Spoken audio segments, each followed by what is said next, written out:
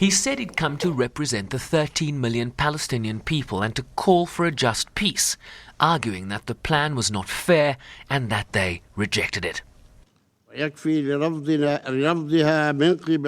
It was rejected by us because it considers that East Jerusalem is no longer under the sovereignty of the state of Palestine. That alone is enough for us to reject this plan.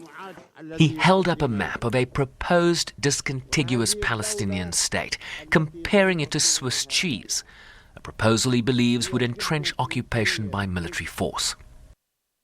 They are strengthening the apartheid regime. This plan rewards the occupation instead of holding it accountable for all the crimes it perpetrated against our people and our land.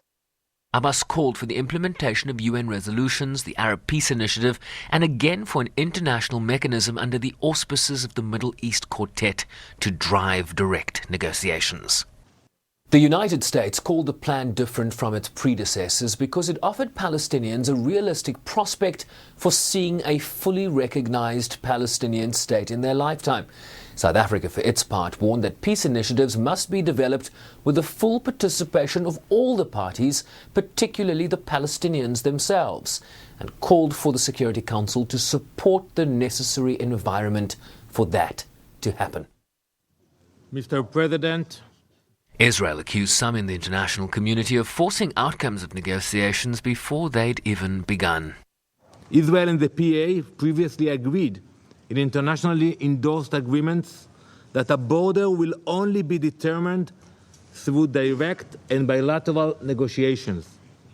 Yet still, some of you, against this explicit agreement, try to add a precondition that future borders must be negotiated based on the so-called 1967 lines. He cited the failure of past blueprints for peace while rejecting President Abbas's leadership in Palestine. But President Abbas refuses to be pragmatic. He refuses to negotiate. He is not interested in finding a realistic solution to the conflict. The UN Secretary-General reiterated the broad international consensus that the organization remained committed to resolving the conflict based on relevant UN resolutions and international agreements. Sherwin Bryce-Pease, SABC News, New York.